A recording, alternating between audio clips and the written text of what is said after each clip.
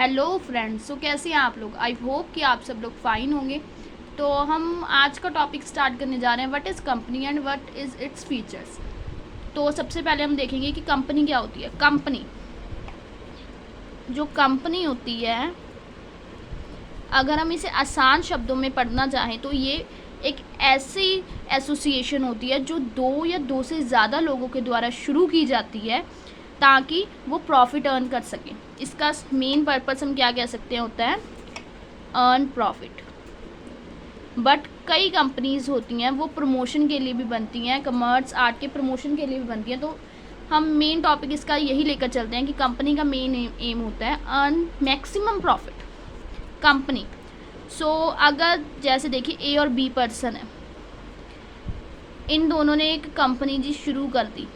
इसका प्रोसेस हम आगे की वीडियोस में देखेंगे। फ़िलहाल मैं आपको सिर्फ कंपनी का मीनिंग क्लियर कर रही हूँ। इन दोनों ने एक कंपनी शुरू कर ली, अरमान प्राइवेट लिमिटेड डॉट कंपनी। ठीक है, तो ये दोनों क्या है, इस कंपनी के मेंबर्स हैं। जो कंपनी है वो बनाई जाती है ताकि हम किसी भी काम को आगे शुरू कर सकें। जिनके पास पैसे नहीं हैं वो लोगों को सब्सक्राइब करते हैं, शेयर्स भी देते हैं कि आप हमारी कंपनी में आके हमारे शेयर्स खरीदिए, पैसा इन्वेस्ट कीजिए ताकि हमारी कंपनी जो है लार्ज मेंबरशिप हो सके उसकी। दो जनों ने कंपनी शुरू कर दी। अब मैं आपको बताती हूँ कि कंपनी का मेन मीनिंग हम क्या लिख सकते हैं। कंपनी का मेन मीनिंग होता है, the term company means a group or an association of persons united for carrying on a business with the view to earn profits।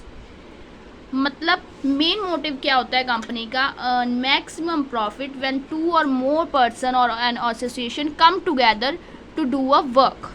मतलब कंपनी का मीनिंग क्लियर हो गया।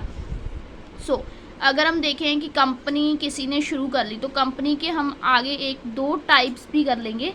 ब्रॉडली इसके टू टाइप्स हैं। आगे वैसे इसकी बहुत सारी टाइप्स होती हैं बट मेनली अभी हमें जितना पढ़ना चाहिए वो है दो टाइप। फ़िलहाल हम इसकी दो टाइप्स पढ़ेंगे। आगे इसकी में काफ़ी टाइप्स होती हैं, वो मैं आपको अगले वीडियोस में बताऊंगी। मेन टाइप होती है इसकी private limited and public limited. Private limited में क्या होता है, प्राइवेट लिमिटेड वो होती है जो घर के लोग जैसे शुरू कर लेते हैं, जो आपस में रिलेटिव शुरू कर लेते हैं। ये जनरली लोग होते हैं बहुत कम, इसलिए इसके मिनिमम मेंबर्स होते हैं 2 और मैक्सिमम मेंबर्स होते हैं 200। जबकि पब्लिक लिमिटेड कंपनीज वो होती हैं जिनमें पब्लिक मेंबर होती है कंपनी की। जैसे हम कहते हैं ना कि इसने इस कंपनी के शेयर ले रखे हैं, तो वो केडी कंपनी होती है, वो होती है पब्लिक लिमिटेड कंपनी। इसके मिनिमम मेंबर्स कितने होते हैं, मैं यहाँ पे मिनिमम और मैक्स लिख देती हूँ। इसमें मिनिमम मेंबर्स होते हैं 7 होते हैं मिनिमम मेंबर्स, और मैक्सिमम होते हैं अनलिमिटेड। मतलब मैक्सिमम की कोई लिमिट नहीं होती, जितने मर्जी हो सकते हैं इसमें। बट प्राइवेट लिमिटेड कंपनी में मेंबर्स मैक्सिमम 200 होते हैं। और ये कंपनी जो हमने मीनिंग पढ़ा है, ये सब कुछ ये कंपनी एक्ट के अंडर आती है। हमारा कंपनी एक्ट कब इस्टेब्लिश्ड हुआ था, कब हमारा पास हुआ था ये एक्ट, कंपनी एक्ट 2013। हमारा पहले भी एक एक्ट था, कंपनीज एक्ट 1956, जिसमें अमेंडमेंट्स हुई तो ये नया एक्ट दोबारा आया। ये अमेंडेड एक्ट है, ये अमेंडमेंट्स हुई 1956 के एक्ट्स में, तो ये हमारा नया एक्ट है कंपनीज एक्ट 2013। तो अगर हम बात करें इसकी फ़ीचर्स की और डेफिनेशन की, तो हम देखते हैं इसके फ़ीचर्स और डेफिनेशंस क्या हैं।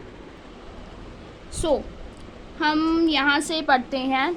ये जो है आपसे पूछा जाए what is meaning of company, what is company, तो आप ये जो है मीनिंग लिख सकते हैं। सिंपली मैंने लिखा हुआ है, ये मैं आपको समझा भी देती हूँ। इसके हिसाब से ये देखिए हमारे कंपनी क्या है। कंपनी मीन्स अ ग्रुप मतलब कोई सिंगल पर्सन जो है, एक पर्सन कोई भी कंपनी शुरू नहीं कर सकता। और एन एसोसिएशन हो सकती है, जनरली एसोसिएशन 2 से ज़्यादा लोगों की ही होगी। तो मतलब ये बात तो क्लियर है कि कोई एक जन कंपनी स्टार्ट नहीं कर सकता, उसके लिए दो जाने चाहिए ही चाहिए। मतलब company means a group or an association of persons की होगी एसोसिएशन भी, United for carrying on a business, जो इकट्ठे हुए हैं एक बिजनेस शुरू करने के लिए या बिजनेस चलाने के लिए, with the view to earn profit. अब कोई भी बंदा है हमारे इस यहाँ पर, कोई भी बंदा है कहीं भी ले लीजिए, कोई भी बिजनेस स्टार्ट करता है वो क्यों करता है? ताकि वो पैसे कमा सके। सो कंपनी भी इसलिए स्टार्ट की जाती है, सोल मोटो होता है कि वो कंपनी प्रॉफिट कमा सके, लोगों को प्रॉफिट हो सके, जो उनके शेयर होल्डर है उनको प्रॉफिट हो सके, कंपनी के जो शेयर होल्डर्स हैं उनको प्रॉफिट हो सके, सभी को प्रॉफिट के लिए ही कंपनी में शेयर लोग खरीदते हैं। सो ये मीनिंग तो हमारा हो गया क्लियर। मतलब अगर हम इसे दोबारा पढ़ें तो ये आसान सा मीनिंग बन जाता है, company means a group or an association of persons united for carrying on a business with the view to earn profits. ये आपको ज़रूर याद रखना है कि ये कंपनी एक्ट 2013 में जो बना हुआ है उसके अंडर के अहम फीचर्स, डेफिनेशन सब उसके हिसाब से करेंगे, ठीक है। तो मैं स्टार्ट कर रही हूँ आगे फीचर्स।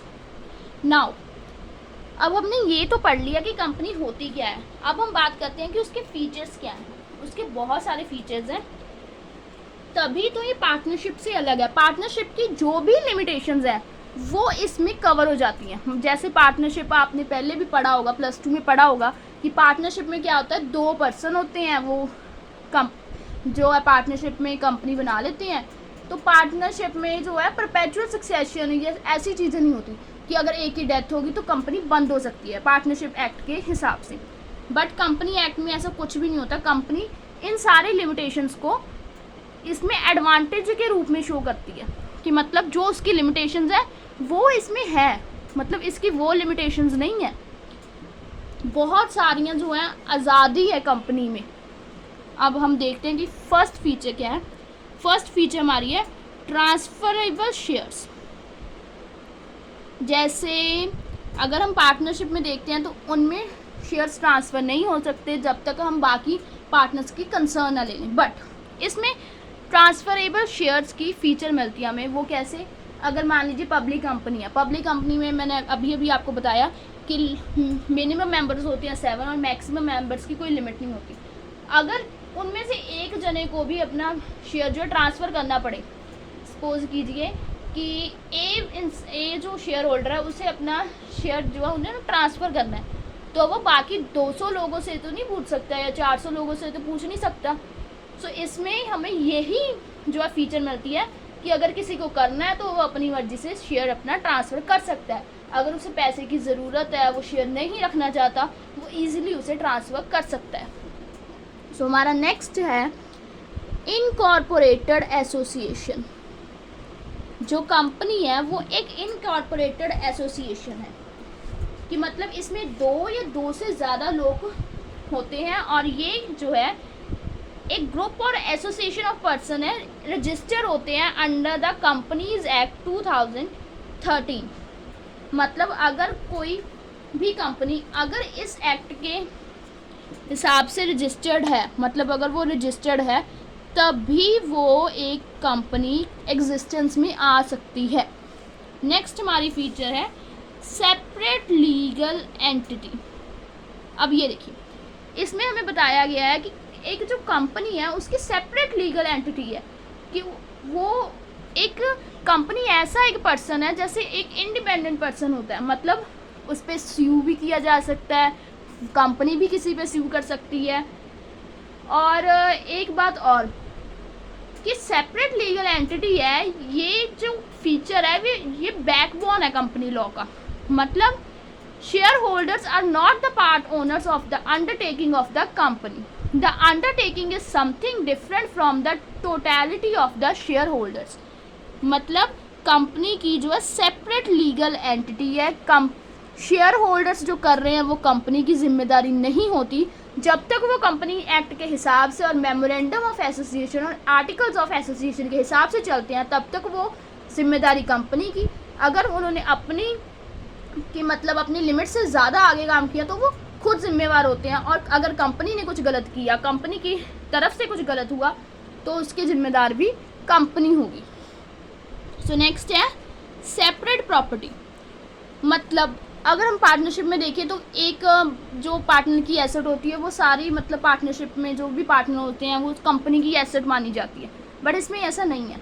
एक शेयर होल्डर की एसेट या सभी शेयर होल्डर की एसेट कंपनी की एसेट नहीं मानी जाएगी। और वैसे ही अगर कंपनी के पास एक प्रॉपर्टी है तो वो एक शेयर होल्डर उसका ऐसा नहीं कह सकता कि मैंने 10 रुपये के यहाँ से शेयर लिए हैं तो इतनी प्रॉपर्टी मेरी है, ये नहीं हो सकता। मतलब company have a separate property, यहाँ पर मैं लिख देती हूँ that company have a separate property. So next है हमारा परपेचुअल एग्जिस्टेंस। अब ये क्या है? परपेचुअल एग्जिस्टेंस का मतलब होता है कि जो कंपनी है वो कभी भी जब तक एंड नहीं होगी, जब तक उसके शेयर होल्डर्स की आपसी सहमति ना हो या कुछ उसका टाइम ख़त्म होने वाला ना हो कि हाँ कंपनी एक्ट में हम जब रजिस्टर हुए थे हमने बता दिया था कि तब कंपनी हम बंद कर देंगे, तब इसलिए बंद करते हैं। ये तभी तो बंद हो सकती है, पर ये ऐसे बंद नहीं हो सकती कि एक शेयर होल्डर की डेथ होगी जी, एक ने रिटायरमेंट ले ली जाए, एक ने शेयर अपने ट्रांसफ़र कर दिए तो हम जी कंपनी बंद कर रहे हैं, ये नहीं होता।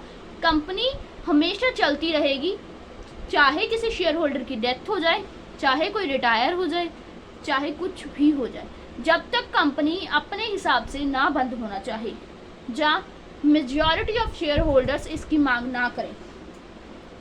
ये मैंने अगला पॉइंट मेरे हिसाब से मैंने दोबारा लिख दिया है, तो हम इस पॉइंट पे आते हैं, common seal. So common seal क्या कहती है कि कंपनी एक आर्टिफिशियल लीगल पर्सन है। उसका मतलब ये नहीं है कि वो हमने उसे पर्सन कह दिया तो वो खा सकती है, वो पी सकती है, no. Company has a separate legal entity, वो एक आर्टिफिशियल पर्सन है। सो आर्टिफिशियल पर्सन उसने वो अपने आप तो जाके कहीं से डॉक्यूमेंट पे साइन नहीं कर सकती, कंपनी के खुद के हाथ तो होंगे नहीं कि वो जाके साइन कर दिए, इसलिए उसकी जो है एक सील बनाई जाती है। जैसे हम कह देते हैं कि मोहर होती है कि कोई भी डॉक्यूमेंट है जिस पर कंपनी की मोहर लग गई उसके नाम की, तो वो कंपनी का ही डॉक्यूमेंट माना जाता है और इस पर कंपनी की सहमति मानी जाती है। तो ये भी हमारा एक फीचर है कॉमन सील। नेक्स्ट हमारा है आर्टिफिशियल लीगल पर्सन। ये मैं आपको पहले भी बता चुकी हूँ कि जो कंपनी है वो आर्टिफिशियल लीगल पर्सन है, ये अपने मेंबर से अलग होती है, इसके पास वो सारे राइट्स होते हैं जो एक पर्सन के पास होते हैं, इसके अलावा कि वो कहीं पे साइन कर सके, उसका भी आपको पता है कि कॉमन सील होती है। मतलब ये एक आर्टिफिशियल लीगल पर्सन होता है, इसे स्यू भी किया जा सकता है, इस पर स्यू भी किया जा सकता है, ये भी किसी पर स्यू कर सकती है। अगर कंपनी के साथ किसी ने धोखा किया है तो कंपनी उस पर केस कर सकती है, अगर कंपनी के साथ धोखा हुआ है तो भी कंपनी उस पर स्यू कर सकती है। और किसी ने अगर मान लीजिए कि कंपनी ने किसी को धोखा दिया है तो वो पर्सन भी कंपनी पे स्यू कर सकता है। मतलब किस पे करेगा वो स्यू? उस पर ही होगा, मान लीजिए कंपनी पे ही स्यू होगा, पर मेन उन पे होगा कि जिन्होंने वो गलत काम किया है। लाइक शेयर होल्डर्स हो सकते हैं, उसमें डायरेक्टर्स हो सकते हैं, प्रमोटर खुद हो सकता है वो। सो नेक्स्ट है लिमिटेड लाइबिलिटी। ये पार्टनरशिप की फॉरमोस्ट जो है लिमिटेशन थी कि अनलिमिटेड लाइबिलिटी होती थी जी पार्टनरशिप की। मतलब उनमें अगर किसी का कुछ डेट खड़ा हो गया तो उसका पार्टनर की हम जो पर्सनल प्रॉपर्टी भी अपने हाथ में ले लेते थे कि भाई इन्होंने तो हमारे से डेट लिया हुआ है तो हम तो एक पार्टनर से सभी पैसे वसूल कर लेंगे, इसके पास प्रॉपर्टी है, हम तो अभी शांत बैठे हैं। बट नहीं, कंपनी में ऐसा नहीं होता। कंपनी के जो मेंबर्स होते हैं उनकी लाइबिलिटी लिमिटेड होती है जब तक वो मेमोरेंडम ऑफ एसोसिएशन में दिखाई गई हो। मतलब कंपनी के मेंबर्स के जो एसेट होते हैं वो मेंबर के ही होते हैं, वो मेंबर की पर्सनल प्रॉपर्टी को कंपनी अपने कब्जे में नहीं ले सकती, और मेंबर उतने ही पैसे देने के लिए लायबल है जितना उन्होंने एमओए में दिया हुआ है। एमओए का मतलब होता है मेमोरेंडम ऑफ एसोसिएशन। मतलब जितना उन्होंने लिखा है कि हाँ मैं 100 रुपये दूंगा तो वो 100 रुपये ही देगा। ये नहीं है कि अगर कंपनी का डेट 1000 रुपये तो 1000 रुपये उसकी प्रॉपर्टी का ले लेंगे हम, ये नहीं होगा। सो ये हमने पढ़ लिए हैं, ये सब फीचर्स हैं कंपनी के। इन शॉर्ट कि कंपनी के साथ बहुत सारे फीचर्स हैं। कंपनी में फर्स्ट फीचर हमने देखा ट्रांसफरेबिलिटी है, सेकंड हमने देखा इनकॉर्पोरेशन है, थर्ड हमने देखा सेपरेट लीगल एंटिटी है, प्रॉपर्टीज भी उसकी सेपरेट होती है, परपेचुअल एग्जिस्टेंस, कोई फ़र्क नहीं, कोई आ रहा है, कोई आ रहा है, कोई मेंबर मर गया है तो कोई फ़र्क नहीं पड़ता, कंपनी को कॉमन सील है। आर्टिफिशियल लीगल पर्सन है, कैन बी स्यू और can be sued. Limited liability है, ठीक है, मतलब लाइबिलिटी भी लिमिटेड है। मेंबर्स मतलब इस बात से सिक्योर रहते हैं कि अगर कंपनी ने कुछ गलत भी कर दिया, कंपनी के पीछे जो लोग हैं उन्होंने कुछ गलत भी कर दिया, तो हमें तो उतना ही देना जितना हमें देना था, मतलब हमारी लाइबिलिटी लिमिटेड ही है, हमारी लाइबिलिटी अनलिमिटेड नहीं होगी। सो ये था हमारा आज का टॉपिक फुल कंपनीज एक्ट 2013 क्या होता है, इसका मीनिंग, हमने फीचर्स कर लिए। नेक्स्ट वीडियो में डालूंगी एडवांटेजेस एंड डिसएडवांटेजेस कि कंपनी फॉर्म करने के हमें एडवांटेजेस क्या और इसके भी लिमिटेशंस हैं। जैसे पार्टनरशिप की लिमिटेशन हमने इसी में सेट की हैं कि मतलब पार्टनरशिप की लिमिटेशन जो थी वो कंपनीज एक्ट में ध्यान दी गई और इनमें वो जो कंपनीज एक्ट की लिमिटेशन थी वो इसकी फीचर्स हैं, मतलब उनमें जो भी मेंबर्स को दिक्कत आई वो यहाँ पर सॉर्ट आउट होगी कि वो कंपनी में वो एक कंपनी फॉर्म कर सकते हैं पार्टनरशिप फॉर्म ना करके। बट इसके भी लिमिटेशंस है जो हम अगले वीडियो में देखेंगे। सो आई होप कि आपको ये सब समझ में आ गया होगा। अगर कोई भी आपको प्रॉब्लम है तो मैं नेक्स्ट वीडियो में ज़रूर बताएं, आप मुझे ज़रूर बताएं। So thank you for watching my video.